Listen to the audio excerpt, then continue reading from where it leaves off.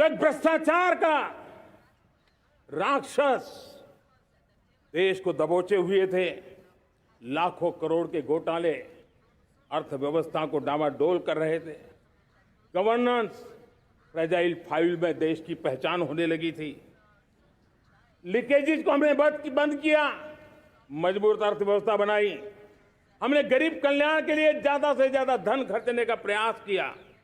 और आज मैं देशवासियों को बताना चाहता हूं कि जब देश आर्थिक रूप से समृद्ध होता है तो सिर्फ तिजोरी नहीं भरती है,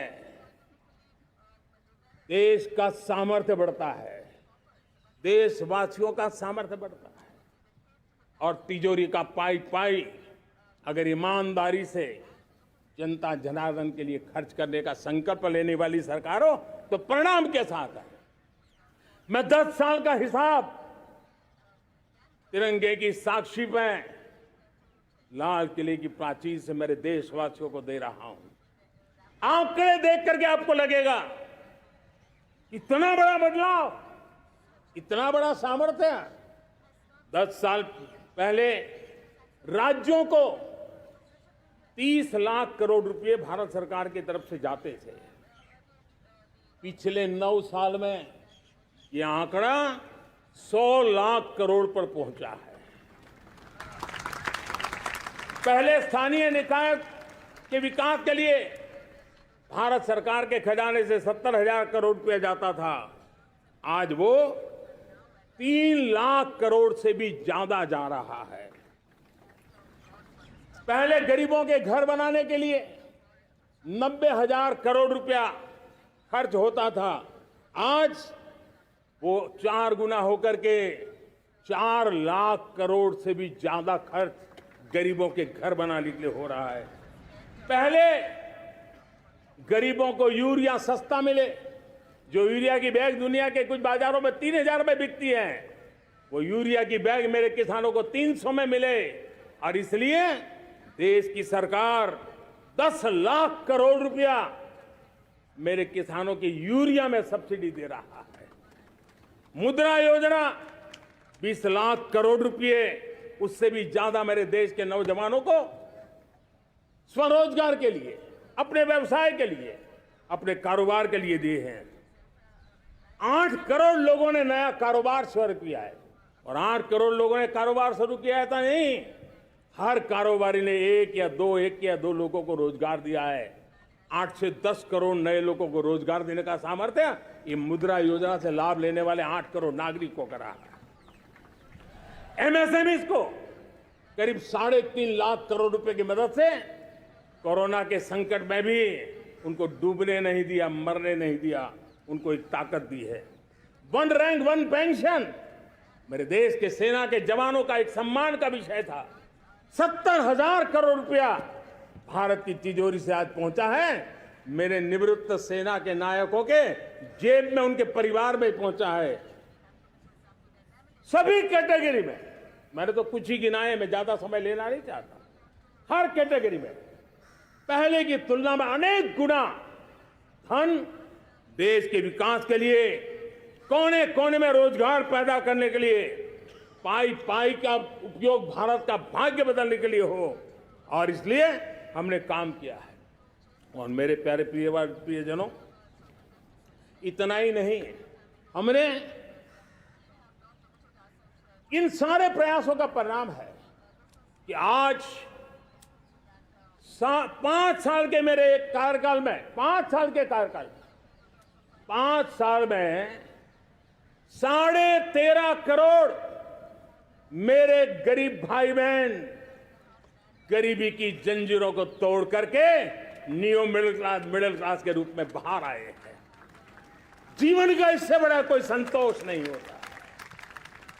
मेरे प्यारे प्रिय परिवारजनों, और जब 13.5 करोड़ लोग गरीबी की इस मुसीबतों से बाहर निकलते हैं तो कैसी कैसी योजनाएं उनको मदद दी है। उनको आवास योजना का लाभ मिलना, पीएम स्वनिधि से 50,000 करोड़ रुपया रेहड़ी पटरी वालों तक पहुंचाया है। आने वाले दिनों में आने हैं। पशुधन, देश ने कोरोना वैक्सीन की बात तो देश को याद है, 40,000 करोड़ रुपए लगाए, वो तो याद है। लेकिन आपको जानकर के खुशी होगी, हमने पशुधन को बचाने के लिए करीब करीब 15,000 करोड़ रुपया पशुधन के टीकाकरण के लिए लगाया है। मेरे प्यारे देशवासियों, मेरे प्यारे परिवारजनों, जन औषधि केंद्रों ने देश के सीनियर सिटीजन्स को, देश के मध्यम वर्गीय परिवार को एक नई ताकत दी है। जिस संयुक्त परिवार में अगर किसी को एक डायबिटीज जैसा हो जाए, 2-3 हजार रुपया दवाई का बिल स्वाभाविक हो जाता है। हमने जन औषधि केंद्र से जो दवाई बाजार में 100 रुपए में मिलती है, वो 10 रुपया, 15 रुपया, 20 रुपए में दी। और आज देश में 1000 जन औषधि केंद्रों से मेरे इन बीमारी में जिनको दवाई की जरूरत थी, ऐसे लोगों के करीब 20,000 करोड़ रुपया उनके जेब में बचा है। और ये ज्यादातर मध्यम वर्ग के परिवार के लोग हैं। लेकिन आज उसकी सफलता को देखते हुए मैं देशवासियों को कहना चाहता हूं, जैसे हम एक विश्वकर्मा योजना लेकर के समाज के उस वर्ग को छूने वाले हैं, अब देश में 10,000 जन औषधि केंद्र से हम 25,000 जन औषधि केंद्र का लक्ष्य लेकर के आने वाले दिनों में काम करने वाले हैं। मेरे प्यारे परिवारजनों, जब देश में गरीबी कम होती है तो देश की मध्यम वर्ग की ताकत बहुत बढ़ती है। और अगर दुनिया में, और मैं आपको विश्वास दिलाता हूं, आने वाले 5 साल में मोदी का गारंटी है, देश पहले 3 वैश्विक इकोनॉमी में अपना जगह ले लेगा। ये पक्का जगह ले लेगा। आज जो 13.5 करोड़ गरीबी से बाहर आए हुए लोग हैं, वो एक प्रकार से मध्यम वर्ग की ताकत बन जाते हैं। जब गरीब की खरीद शक्ति बढ़ती है तो मध्यम वर्ग की व्यापार शक्ति बढ़ती है। जब गांव की खरीद शक्ति बढ़ती है तब कस्बे और शहर की आर्थिक व्यवस्था और तेज गति से दौड़ती है। और यही इंटरकनेक्टेड हमारा अर्थचक्र होता है। हम उसको बल लेकर के आगे चलना चाहते हैं। मेरे प्यारे परिवारजनों, शहर के अंदर जो कमजोर लोग रहते हैं, बिना घर को मुसीबत रहती है, मध्यम वर्ग के परिवार अपना खुद का घर का सपना देख रहे हैं, हम उसके लिए भी आने वाले कुछ सालों के लिए एक योजना लेकर के आ रहे हैं। और जिसमें ऐसे मेरे परिवारजन जो शहरों में अपना घर, शहरों में रहते हैं लेकिन किराए के मकान पे रहते हैं, झुग्गी झोपड़ी में रहते हैं, चाल में रहते हैं, अनऑथराइज कॉलोनीज में रहते हैं, ऐसे मेरे परिवारजन अगर अपना मकान बनाना चाहते हैं तो बैंक से जो लोन मिलेगा उसके ब्याज के अंदर राहत देकर के लाखों रुपयों की मदद करने का हमने निर्णय किया है। मेरे मध्यम वर्ग के परिवार को जब 2 लाख से 7 लाख इनकम टैक्स की सीमा बढ़ जाती है तो सबसे बड़ा लाभ सैलरी क्लास को होता है, मेरे मध्यम वर्ग को होता है। इंटरनेट का डेटा बहुत महंगा था 2014 के पहले, आज दुनिया का सबसे सस्ता इंटरनेट का डेटा का खर्चा हो रहा है। हर परिवार के पैसे बच रहे हैं। मेरे प्यारे परिवारजनों, विश्व कोरोना के बाद अभी तक उभर नहीं पाया है। युद्ध ने फिर एक नई मुसीबत पैदा की है। आज दुनिया महंगाई के संकट से जूझ रही है। पूरी दुनिया की अर्थव्यवस्था को महंगाई ने दबोच के रखा है। हम भी दुनिया से जिन सामान की जरूरत होती है लाते हैं, तो हमें सामान तो इंपोर्ट करते हैं। हमारा दुर्भाग्य है कि हमें महंगाई भी इंपोर्ट करनी पड़ती है, क्योंकि पूरी दुनिया को महंगाई ने जकड़ के रखा है। लेकिन मेरे प्यारे परिवारजनों, भारत ने महंगाई को नियंत्रित रखने के लिए भरसक प्रयास किए हैं। पिछले कालखंड की तुलना में हमें कुछ सफलता भी मिली है, लेकिन इतने से संतोष नहीं मान सकते। दुनिया से हमारी चीजें अच्छी है, इतने बात से हम सोच नहीं सकते। मुझे तो मेरे देशवासियों को महंगाई की बोझ कम से कम हो, इस दिशा में और भी कदम उठाने हैं और हम उस कदम को उठा के रहेंगे। मेरा प्रयास निरंतर जारी रहेगा। मेरे प्यारे परिवारजनों, आज देश अनेक क्षमताओं को लेकर के आगे बढ़ रहा है। देश आधुनिकता की तरफ आगे बढ़ने के लिए काम कर रहा है। आज देश रिन्यूएबल एनर्जी पे काम कर रहा है। आज देश ग्रीन हाइड्रोजन पे काम कर रहा है। देश की स्पेस पे क्षमता बढ़ रही है, तो देश की डीप सी मिशन में भी सफलता के साथ आगे चल रहा है। देश में रेल आधुनिक हो रही है, तो वंदे भारत बुलेट ट्रेन भी आज देश के अंदर काम कर रही है।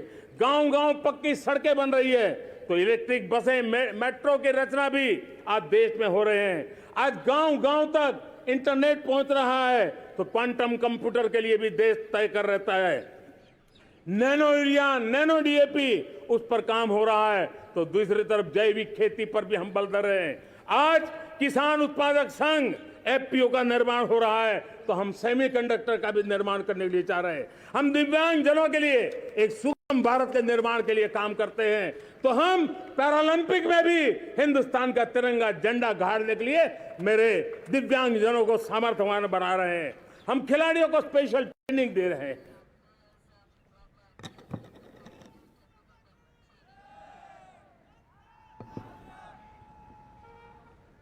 आज भारत पुरानी सोच, पुराने ढर्रे को छोड़ करके लक्ष्यों को तय करके लक्ष्यों को प्राप्त करने की जरूरत से चल रहा है। और जब मैं कहता हूं ना कि जिसका शिलान्यास हमारी सरकार करती है, उसका उद्घाटन भी हमारे कालखंड में करते हैं। इन दिनों जो मैं शिलान्यास कर रहा हूं ना, आप लिख के रखिए, उसके उद्घाटन भी आप सबने मेरे नसीब में ही छोड़े हुए हैं। हमारी कार्य संस्कृति, बड़ा सोचना, दूर का सोचना, सर्वजन हिताय सर्वजन सुखाय सोचना, यह हमारी कार्यशैली रही है। और सोच से भी ज्यादा, संकल्प से भी ज्यादा हासिल कैसे करना, इस ऊर्जा के साथ हम काम करते हैं। हमने आजादी के काल अमृत महोत्सव में 75,000 अमृत सरोवर बनाने का संकल्प किया था। उस समय हमने हर जिले में 75 अमृत सरोवर बनाना संकल्प किया था। करीब 50-55 हजार अमृत सरोवर की कल्पना की थी, लेकिन आज करीब 75,000 अमृत सरोवर का काम निर्माण हो रहा है।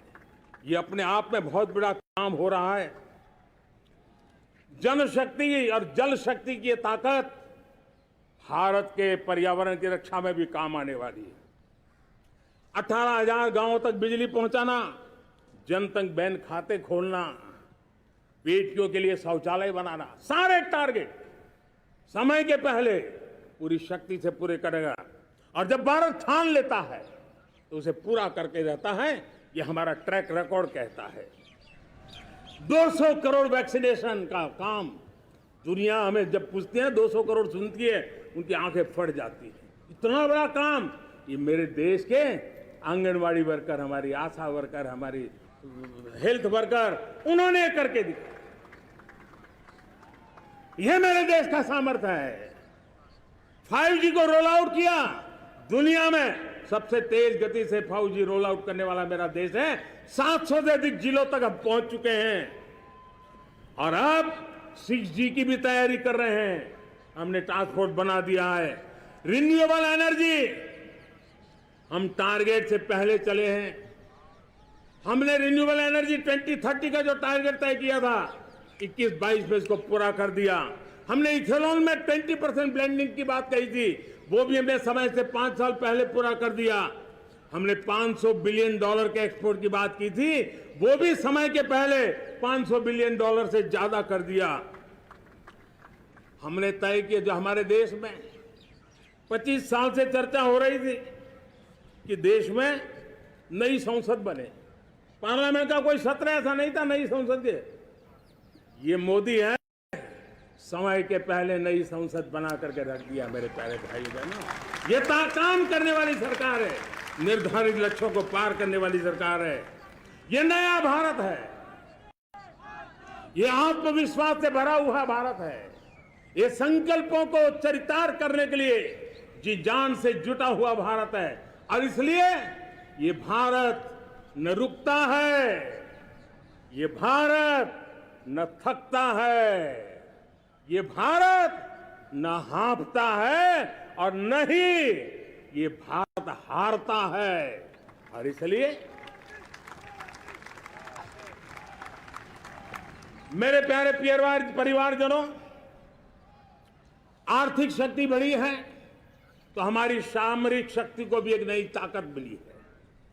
हमारी सीमाएं पहले से अधिक सुरक्षित हुई है और मेरे सीमा पर बैठे हुए मेरे जवान जो देश की सीमाओं की रक्षा कर रहे हैं और मेरे देश की आंतरिक सुरक्षा के संभालने वाले यूनिफॉर्म फोर्सेस, मैं आजादी के इस पावन पर्व पर उनको भी अनेक अनेक बधाई देते हुए मेरी बात को आगे बढ़ाता हूं। सेना का अधिकरण हो, हमारी सेना युवा बने, हमारी सेना बैटल के लिए रेडी, युद्ध योग्य बने, इसलिए निरंतर रिफॉर्म का काम आज हमारी सेना में हो रहा है। मेरे प्यारे परिवारजनों, आए दिन हम लोग सुना करते थे, यहां बम धमाका हुआ, वहां बम धमाका हुआ, हर जगह पे लिखा हुआ रहता था कि इस बैग को मत छूना, अनाउंसमेंट होते रहते थे। आज देश सुरक्षा की अनुभूति कर रहा है और जब सुरक्षा होती है, शांति होती है, तो प्रगति के नए अरमान हम पूरे कर सकते हैं। उसको लिए सीरियल बम धमाके का जमाना बीती हुई बात हो गई है। निर्दोषों के जो मौत होते थे वो बीते हुए कल की बात हो गई है। आज देश में आतंकी हमलों में भारी कमी आई है। नक्सल प्रभावित क्षेत्रों में भी बहुत बड़ा बदलाव आया है, बहुत बड़ा परिवर्तन का एक वातावरण बना है। मेरे प्यारे परिवारजनों, प्रगति के हर चीज में, लेकिन जब 2047 हम एक विकसित भारत का सपना लेकर के चल रहे हैं तब, और वो सपना नहीं, 140 करोड़ देशवासियों का संकल्प है और उस संकल्प को सिद्ध करने के लिए परिश्रम की पराकाष्ठा भी है। और उसकी सबसे बड़ी ताकत होती है वो राष्ट्रीय चरित्र होता है। दुनिया में जिन जिन देशों ने प्रगति की है, दुनिया में जो जो देश संकटों से वो पार करके निकले हैं, उसमें हर चीज के साथ साथ एक महत्वपूर्ण कैटलिक एजेंट रहा है, वो राष्ट्रीय चरित्र रहा है। और हमें राष्ट्रीय चरित्र के लिए और बल देते हुए हमें आगे बढ़ना होगा। हमारा देश, हमारा राष्ट्रीय चरित्र ओजस्वी हो, तेजस्वी हो, पुरुषार्थी हो, पराक्रमी हो, प्रखर हो, ये हम सबका सामूहिक दायित्व है। और आने वाले 25 साल हम एक ही मंत्र को लेकर चले, ये हमारे राष्ट्रीय चरित्र के सिरमौर होना चाहिए। एकता का संदेश, भारत की एकता को जीना, भारत की एकता को आंच आए, न ऐसी मेरी भाषा होगी, न ऐसा मेरा कोई कदम होगा। हर पल देश को जोड़ने का प्रयास मेरी तरफ से भी होता रहेगा। भारत की एकता हमें सामर्थ्य देती है। उत्तर हो, दक्षिण हो, पूर्व हो, पश्चिम हो, गांव हो, शहर हो, पुरुष हो, नारी हो, हम सब ने एकता के भाव के साथ और विविधता भरे देश में एकता का सामर्थ्य होता है। और दूसरी महत्व की बात मैं देख रहा हूं, अगर 2047 में हमें हमारे देश को विकसित भारत के रूप में देखना है तो हमें श्रेष्ठ भारत के मंत्र को जीना होगा, हमें चरितार्थ करना होगा। अब हमारे प्रोडक्शन में, मैंने 2014 में कहा था जीरो डिफेक्ट, जीरो इफेक्ट। दुनिया के किसी भी टेबल पर मेक इन इंडिया चीज हो तो दुनिया को विश्वास होना चाहिए, इससे बेहतर दुनिया में कुछ नहीं हो सकता है। ये अल्टीमेट होगा। हमारी हर चीज, हमारी सर्विसेज होगी तो श्रेष्ठ होगी, हमारे शब्द की ताकत होगी तो श्रेष्ठ होगी, हमारी संस्थाएं होगी तो श्रेष्ठ होगी, हमारी निर्णय प्रक्रियाएं होगी तो श्रेष्ठ होगी। ये श्रेष्ठता का भाव लेकर के हमें चलना होगा। तीसरी बात है, देश में आगे बढ़ाने के लिए एक अतिरिक्त शक्ति का सामर्थ्य भारत को आगे ले जाने वाला है, और वो है विमेन लेड डेवलपमेंट। आज भारत गर्व से कह सकता है कि दुनिया में नागरिक उड्डयन में अगर किसी एक देश में सबसे ज्यादा विमेन पायलट हैं तो मेरे देश में है। आज चंद्रयान की गति हो, मून मिशन की बात हो, मेरी विमेन साइंटिस्ट उसका नेतृत्व कर रहे हैं। आज विमेन सेल्फ हेल्प ग्रुप हो, मेरी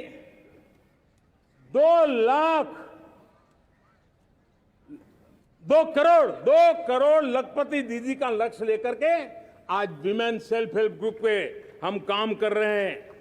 हम हमारी नारी शक्ति के सामर्थ्य को बढ़ावा देते हुए विमेन लेड डेवलपमेंट के, और जब G20 में मैंने विमेन लेड डेवलपमेंट के विषय को आगे बढ़ाया है तो पूरा G20 समूह इसके महत्व को स्वीकार कर रहा है, और उसके महत्व को स्वीकार कर करके वो उसको बहुत बल दे रहे हैं।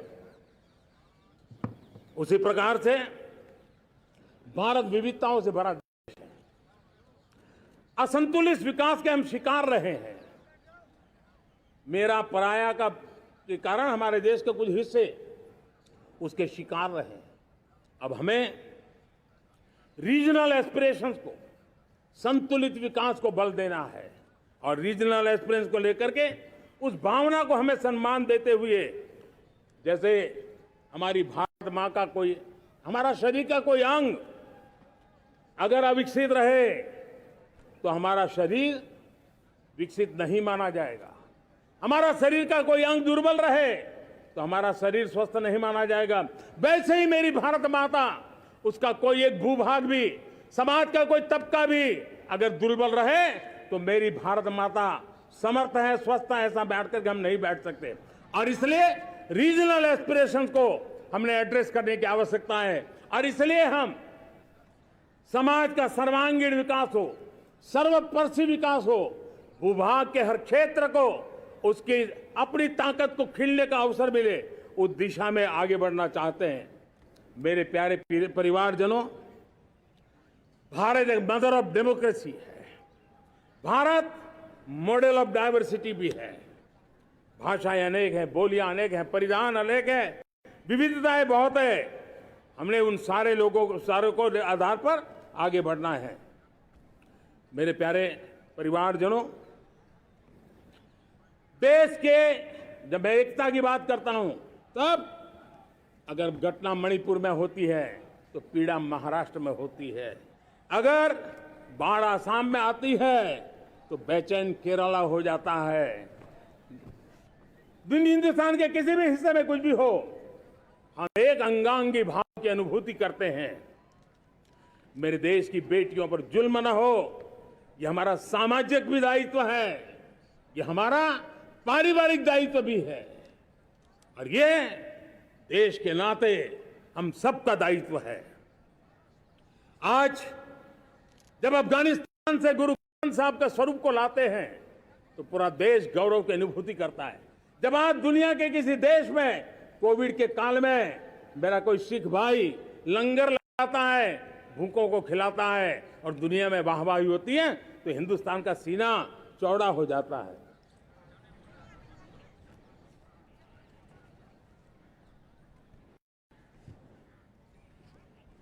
मेरे प्यारे परिवारजनों,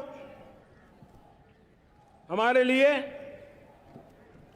जब नारी सम्मान की बात करते हैं, मुझे अभी एक देश में दौरा कर रहा था, तो वहां एक बहुत ही सीनियर मिनिस्टर, उसने मुझे एक सवाल पूछा। उसने कहा, आपके यहां बेटियां साइंस और इंजीनियरिंग के विषयों की पढ़ाई करती हैं क्या?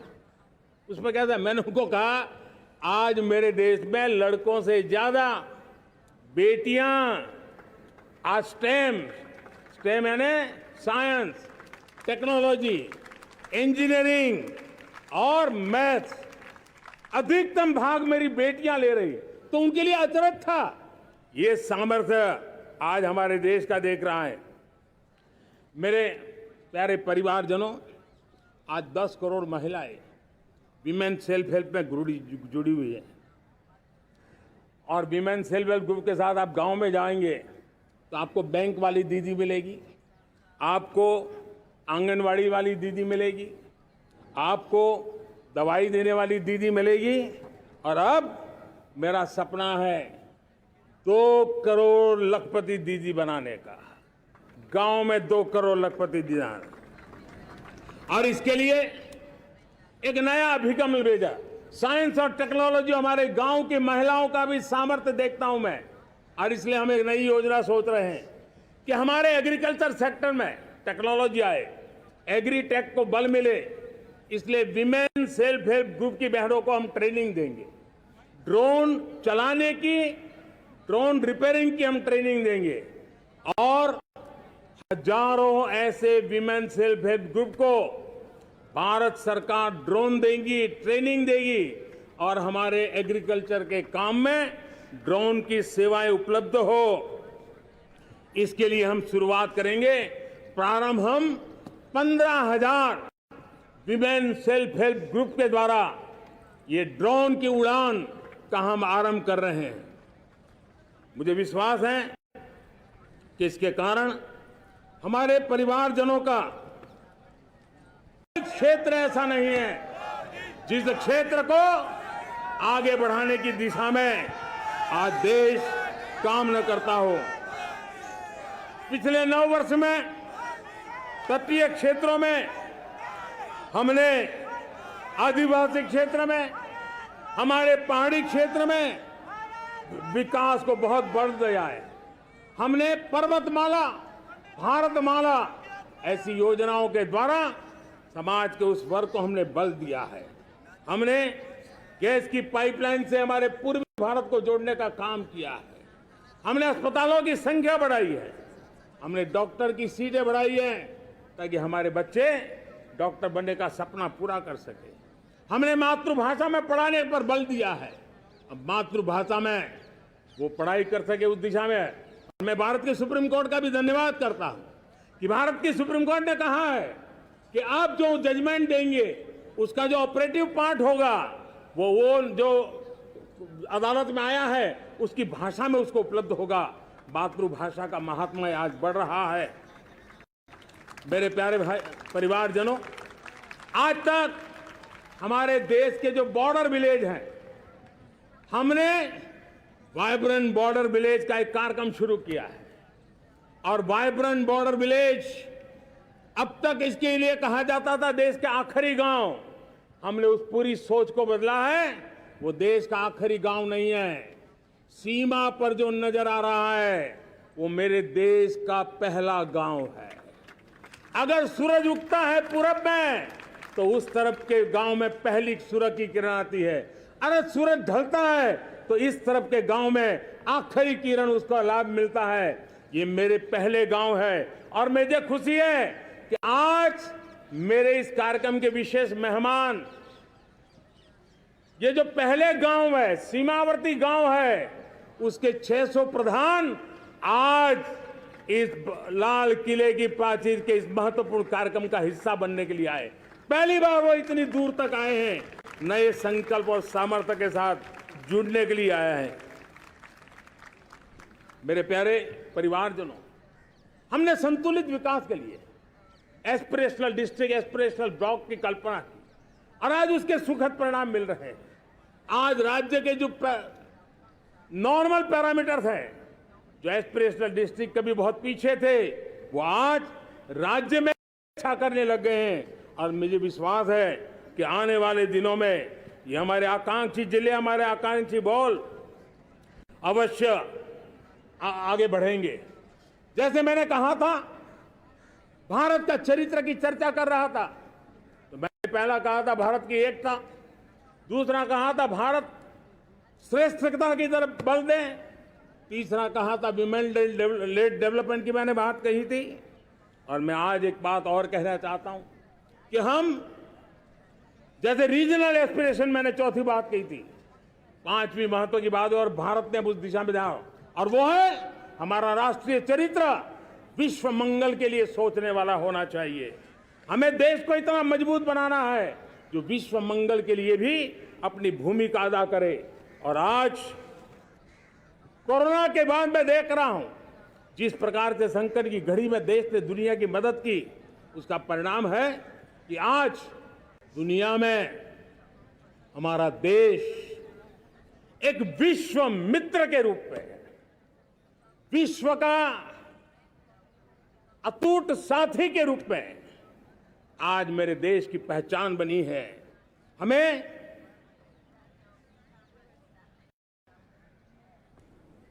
जब विश्व मंगल की बात करते हैं तब भारत का मूलभूत विचार है, उस विचार को हम आगे बढ़ाने लोग हैं।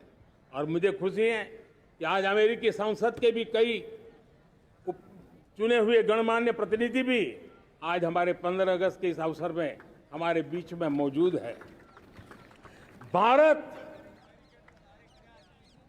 की सोच कैसी है, हम विश्व मंगल की बात को कैसे आगे बढ़ाते हैं। अब देखिए, हम सोचते हैं तो क्या कहते हैं, हमने दुनिया के सामने ये दर्शन रखा है और दुनिया उस दर्शन को लेकर के हमारे साथ जुड़ रही है। हमने कहा one sun, one world, one grid. Renewable energy के क्षेत्र में एक बहुत बड़ा हमारा स्टेटमेंट है, आज दुनिया उसको स्वीकार कर रही है। कोविड के बाद हमने दुनिया को कहा हमारा अप्रोच होना चाहिए वन अर्थ, वन हेल्थ।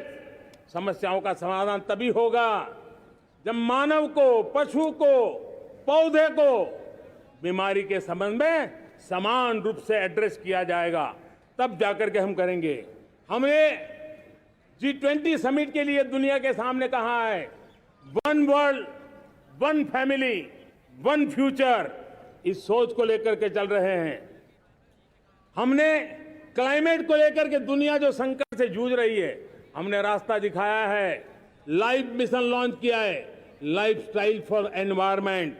हमने दुनिया के सामने इंटरनेशनल सोलर अलायंस बनाया और आज दुनिया के कई देश इंटरनेशनल सोलर अलायंस का हिस्सा बन रहे हैं।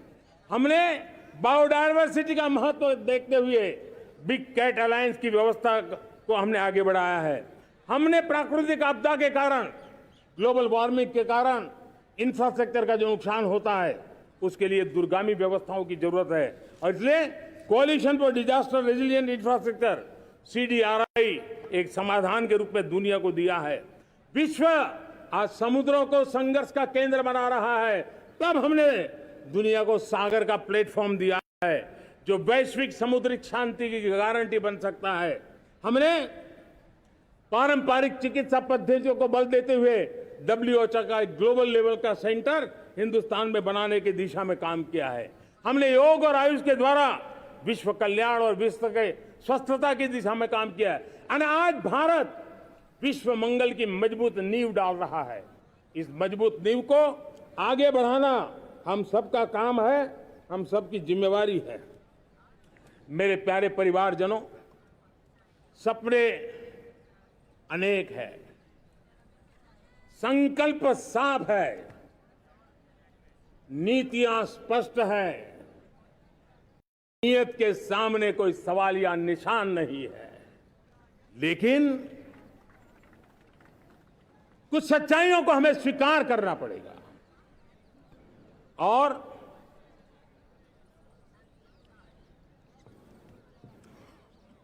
उसके समाधान के लिए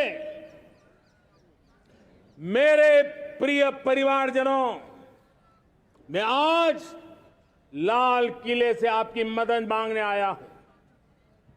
मैं लाल किले से आपके आशीर्वाद मांगने आया हूं, क्योंकि पिछले सालों मैंने देश को जो समझा है, देश की आवश्यकताओं को जो मैंने परखा है और अनुभव के आधार पर मैं कह रहा हूं कि आज गंभीरतापूर्वक उन चीजों को हमें लेना होगा। आजादी के अमृतकाल में 2047 में जब देश आजादी के 100 साल मनाएगा, उस समय दुनिया में भारत का तिरंगा झंडा विकसित भारत का तिरंगा झंडा होना चाहिए।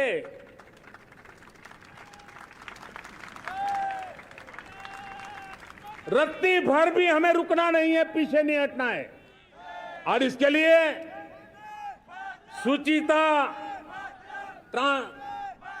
पारदर्शिता और निष्पक्षता, ये पहली मजबूती की जरूरत है। हमें उस मजबूती को जितना ज्यादा खाद पानी दे सकते हैं, संस्थाओं के माध्यम से दे सकते हैं, नागरिक के नाते दे सकते हैं, परिवार के नाते दे सकते हैं, ये हमारा सामूहिक दायित्व होना चाहिए। और इसलिए पिछले 75 साल का इतिहास देखिए, भारत के सामर्थ्य में कोई कमी नहीं थी। अरे जो देश कभी सोना की चिड़िया कहा जाता था, वो देश क्यों न फिर से उस सामर्थ्य को लेकर के खड़ा हो सकता है। मेरा अटूट विश्वास है साथियों, समस्याओं की जड़ में भ्रष्टाचार ने दिमक की तरह देश की सारी व्यवस्थाओं को, देश के सामर्थ्य को पूरी तरह नोच लिया है। भ्रष्टाचार से मुक्ति, भ्रष्टाचार के खिलाफ जंग हर इकाई में, हर क्षेत्र में। और मैं देशवासियों, मेरे प्रिय परिवारजनों, ये मोदी के जीवन का कमिटमेंट है, ये मेरे अंतर्गत व्यक्तित्व का एक कमिटमेंट है कि मैं भ्रष्टाचार के खिलाफ लड़ाई लड़ता रहूंगा। दूसरा, हमारे देश को नोच लिया है परिवारवाद ने। इस परिवारवाद ने देश को जिस प्रकार से जकड़ के रखा है, उसने देश के लोगों का हक छीना है। और तीसरी बुराई तुष्टीकरण की है। ये तुष्टीकरण में भी देश के मूलभूत चिंतन को, देश के सर्व समावेशक हमारे राष्ट्रीय चरित्र को दाग लगा दिए हैं, तहस नहस कर दिया है इन लोगों ने। और इसलिए मेरे प्यारे देशवासियों, इसलिए मेरे प्यारे परिवारजनों, हमें इन तीन बुराइयों के खिलाफ पूरे सामर्थ्य के साथ लड़ना है। भ्रष्टाचार, परिवारवाद, तुष्टीकरण, ये चुनौतियां हमारे, ये ऐसी चीजें पनपी है जो हमारे देश के लोगों का जो आकांक्षा है उसका दमन करती है। हमारे देश के कुछ लोगों के पास जो छोटा मोटा सामर्थ्य है उसका शोषण करती है। ये ऐसी चीजें हैं जो हमारे लोगों की आशा आकांक्षाओं को सवाल या निशान में गाड़ देती है। हमारे गरीब हो, हमारे दलित हो, हमारे पिछड़े हो, हमारे पसमानदा हो, हमारे आदिवासी भाई बहन हो, हमारी माताएं बहनें हो, हमने सबने उनके हकों के लिए इन तीन बुराइयों से मुक्ति पानी है। हमें भ्रष्टाचार के खिलाफ एक नफरत का माहौल बनाना है। जैसे गंदगी हमें नफरत पैदा करती है ना मन में, गंदगी पसंद नहीं है, ये सार्वजनिक जीवन की इससे बड़ी कोई गंदगी नहीं हो सकती। और इसलिए हमारे स्वच्छता अभियान को एक नया मोड़ ये भी देना है कि हमें भ्रष्टाचार से मुक्ति पानी है। सरकार टेक्नोलॉजी से भ्रष्टाचार की मुक्ति के लिए बहुत प्रयास कर रही है। आपको जानकर के हैरानी होगी, इस देश में पिछले 9 साल में एक काम मैंने ऐसे किया, आंकड़ा सुनोगे तो लोगों का मोदी ऐसा करता है जैसे 10 करोड़ लोग करीब करीब जो गलत फायदा उठाते थे वो मैंने रोक दिया। तो आप में से कोई कहेगा आपने लोगों से अन्याय कर दिया। जी नहीं, ये 10 करोड़ कौन लोग थे? ये 10 करोड़ वो लोग थे जिनका जन्म ही नहीं हुआ था और उनके नाम पर उनके विडो हो जाते थे, वो वृद्ध हो जाते थे, वो दिव्यांग हो जाते थे, फायदे लिए जाते थे। 10 करोड़ ऐसे बेनामी जो चीजें चलती थी उसको रोकने का पवित्र काम, भ्रष्टाचारियों की संपत्ति जो हमने जब्त की है ना, वो पहले की तुलना में 20 गुना ज्यादा की है। मेरे प्यारे परिवारजनों, ये आपकी कमाई का पैसा लोग लेकर के भागे थे। 20 गुना ज्यादा संपत्ति को जब्त करने का, और इसलिए लोगों की मेरे प्रति नाराजगी होना बहुत स्वाभाविक है। लेकिन मुझे भ्रष्टाचार के खिलाफ की लड़ाई को आगे बढ़ाना है। हमारे सरकारी व्यवस्था ने पहले कैमरा के सामने तो कुछ हो जाता था, लेकिन बाद में चीजें अटक जाती थी। हमने पहले की तुलना में कई गुना ज्यादा अदालत में चार्जशीट की है, और अब जमानतें भी नहीं मिलती हैं। वैसी पक्की व्यवस्था को लेकर के हम आगे बढ़ रहे हैं, क्योंकि हम ईमानदारी से भ्रष्टाचार के खिलाफ लड़ रहे हैं। आज परिवारवाद और तुष्टीकरण, इसने देश का बहुत बड़ा दुर्भाग्य किया है। अब लोकतंत्र में ये कैसे हो सकता है कि पॉलिटिकल पार्टी, और मैं विशेष बल दे रहा हूं पॉलिटिकल पार्टी, आज मेरे देश के लोकतंत्र में एक ऐसी विकृति आई है जो कभी भारत के लोकतंत्र को मजबूती नहीं दे सकती। और वो क्या है बीमारी? परिवारवादी पार्टियां। और उनका तो मंत्र क्या है? Party of the family, by the family and for the family.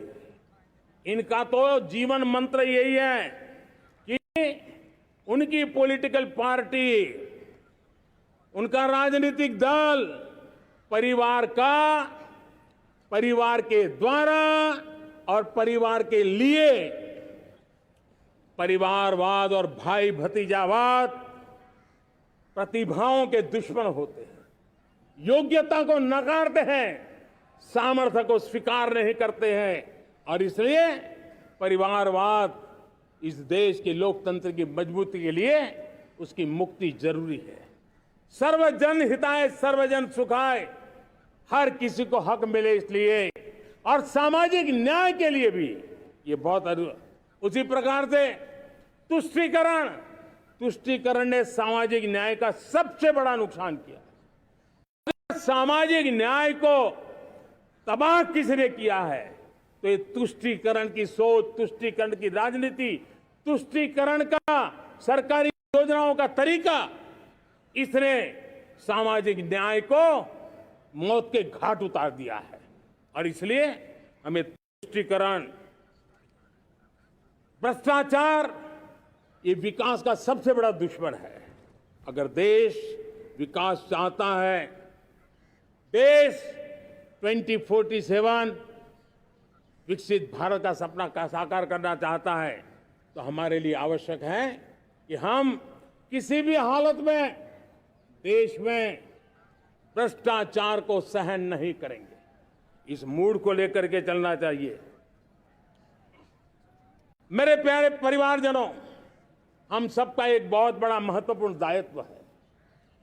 आपने जिस प्रकार से जिंदगी जी है, हमारे आने वाली पीढ़ी को ऐसी जिंदगी जीने के लिए मजबूर करना, यह हमारा गुनाह है। यह हमारा दायित्व है कि हमारे आने वाली पीढ़ी को हम ऐसा समृद्ध देश दें, ऐसा संतुलित देश दें, ऐसा सामाजिक न्याय की धरोहर वाला देश दें, ताकि छोटी छोटी चीजों को पाने के लिए उन्हें कभी भी संघर्ष न करना पड़े। हम सभी का कर्तव्य, हर नागरिक का कर्तव्य है, और ये अमृतकाल कर्तव्य का है। हम कर्तव्य से पीछे नहीं उठ सकते। हमें वो भारत बनाना है जो पूज्य बापू के सपनों का था। हमें वो भारत बनाना है जो हमारे स्वतंत्र सेनानियों का सपना था। हमें वो भारत बनाना है जो हमारे वीर शहीदों का था, हमारी वीरांगनाओं का था, जिन्होंने मातृभूमि के लिए अपना जीवन दे दिया था। मेरे प्यारे परिवारजनों, मैं जब 2014 में आपके पास आया था, तब 2014 में मैं परिवर्तन का वादा लेकर के आया था। 2014 में मैंने आपको वादा किया था, मैं परिवर्तन लाऊंगा। और 140 करोड़ मेरे परिवारजन, आपने मुझ पे भरोसा किया और मैंने विश्वास पूरा करने की कोशिश की। रिफॉर्म, परफॉर्म, ट्रांसफॉर्म, वो 5 साल जो वादा था वो विश्वास में बदल गया, क्योंकि मैंने परिवर्तन का वादा किया था। रिफॉर्म, परफॉर्म, ट्रांसफॉर्म के द्वारा मैंने इस वादे को विश्वास में बदल दिया। कठोर परिश्रम किया है, देश के लिए किया है, शान से किया है, सिर्फ और सिर्फ नेशन फर्स्ट, राष्ट्र सर्वोपरि, इस भाव से किया है। 2019 में परफॉर्मेंस के आधार पर आप सबने मुझे फिर से आशीर्वाद दिया। परिवर्तन का वादा मुझे यहां ले आया, परफॉर्मेंस मुझे दोबारा ले आया, और आने वाले 5 साल अभूतपूर्व विकास के हैं। 2047 के सपने को साकार करने का सबसे बड़ा स्वर्णिम पल आने वाले 5 साल है। और अगली बार 15 अगस्त को इसी लाल किले से मैं आपको देश की उपलब्धियां, आपके सामर्थ्य, आपके संकल्प, उसमें हुई प्रगति, उसकी जो सफलता है, उसके गौरवगान, उससे भी अधिक आत्मविश्वास के सामने, आपके सामने मैं प्रस्तुत करूंगा। मेरे प्यारे प्रियजनों, मेरे परिवारजनों, मैं आप में से आता हूं, मैं आपके बीच से निकला हूं, मैं आपके लिए जीता हूं। अगर मुझे सपना भी आता है तो आपके लिए आता है। अगर मैं पसीना भी बहाता हूं तो आपके लिए बहाता हूं, क्योंकि इसलिए नहीं कि आपने मुझे दायित्व दिया है, मैं इसलिए कर रहा हूं कि आप मेरे परिवारजन हैं, और आपके परिवार के सदस्य के नाते मैं आपके किसी दुख को देख नहीं सकता हूं, मैं आपके सपनों को चूर चूर होते नहीं देख सकता हूं, मैं आपके संकल्प को सिद्धि तक ले जाने के लिए आपका एक साथी बन करके, आपका एक सेवक बन करके, आपके साथ जुड़े रहने का, आपके साथ जीने का, आपके लिए जूझने का मैं संकल्प लेकर के चला हुआ इंसान हूं। और मुझे विश्वास है हमारे पूर्वजों ने आजादी के लिए जो जंग लड़ा था, जो सपने देखे थे, वो सपने हमारे साथ है। आजादी के जंग में जिन्होंने बलिदान दिया था, उनके आशीर्वाद हमारे साथ है। और 140 करोड़ देशवासियों को एक ऐसा अवसर आया है, ये अवसर हमारे लिए एक बहुत बड़ा संबल लेकर के आया है।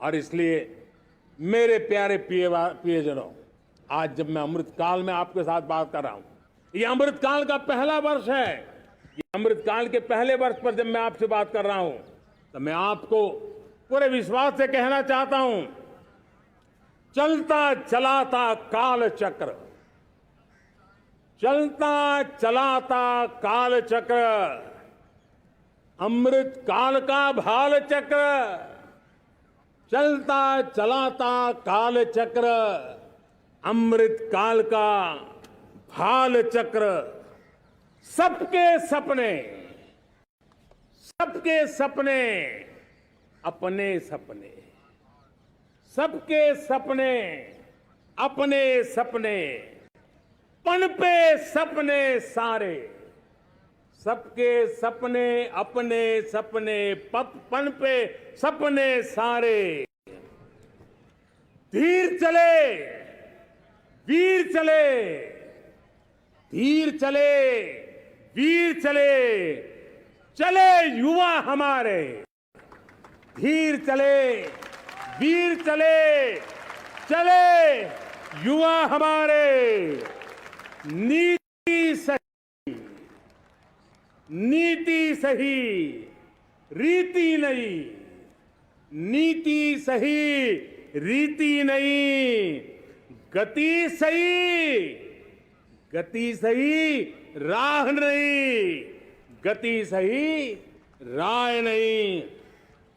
चुनो, चुनो चुनौती,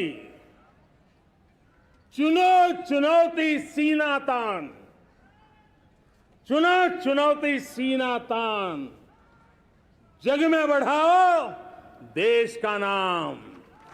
चुनो चुनौती सीना तान, जग में बढ़ाओ देश का नाम। मेरे प्यारे परिवारजनों, हिंदुस्तान के कोने कोने में बैठे हुए मेरे परिवारजन, दुनिया के कोने कोने में जाकर के बसे हुए मेरे परिवारजन, आप सबको आजादी के पावन पर्व की फिर एक बार मैं बहुत बहुत शुभकामनाएं देता हूं। ये अमृत काल हम सबके लिए कर्तव्य काल है। ये अमृत काल हम सबको मां भारती के लिए कुछ कर गुजारने का काल है। आजादी का जब जंग चल रहा था 1947 के पहले जो पीढ़ी ने जन्म लिया था उन्हें देश के लिए मरने का मौका मिला था। वो देश के लिए मरने के लिए मौका नहीं छोड़ते थे, लेकिन हमारे नसीब में देश के लिए मरने का मौका नहीं है। लेकिन हमारे लिए देश के लिए जीने का ये इससे बड़ा कोई अवसर नहीं होता। हमें पल पल देश के लिए जीना है। इसी संकल्प के साथ इस अमृत काल में 140 करोड़ देशवासियों के सपने संकल्प भी बनाने हैं। 140 करोड़ देशवासियों के संकल्प को सिद्धि में भी परिवर्तित करना है। और 2047 का जब तिरंगा झंडा फहरेगा तो विश्व एक विकसित भारत का गुणगान करता होगा। इसी विश्वास के साथ, इसी संकल्प के साथ मैं आप सबको अनेक अनेक शुभकामनाएं देता हूं, बहुत बहुत बधाई देता हूं। जय हिंद, जय हिंद, जय हिंद। भारत माता की, भारत माता की, भारत माता की। वंदे, वंदे, वंदे। बहुत बहुत धन्यवाद।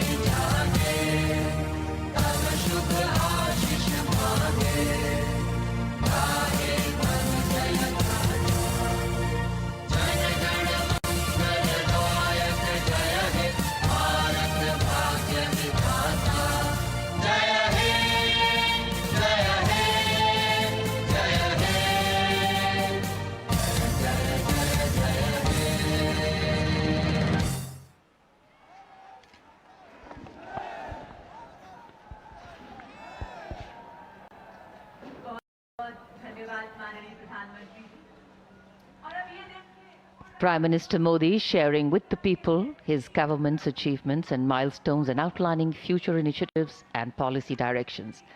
And as is traditional, we can see hundreds of balloons in the colors of the national flag being released into the air. And as they rise up, they celebrate their freedom. They rise with a new purpose, as if carrying with them the hopes and aspirations of a nation on the move towards the promise of a future that is fair for all and bright for generations to come. just as the symbolic hoisting of our flag symbolizes the rising of a new nation free from colonial rule, the release of these balloons as if towards a higher calling, raising our celebratory spirits to the next level. स्वाधीनता दिवस समारोह का उत्सव लग रहा है। सभी रंग अपनी पूरी चमक दमक के साथ यहां की फिजाओं में मौजूद। माननीय प्रधानमंत्री लाल किले की प्राचीर से अब प्रस्थान कर रहे हैं।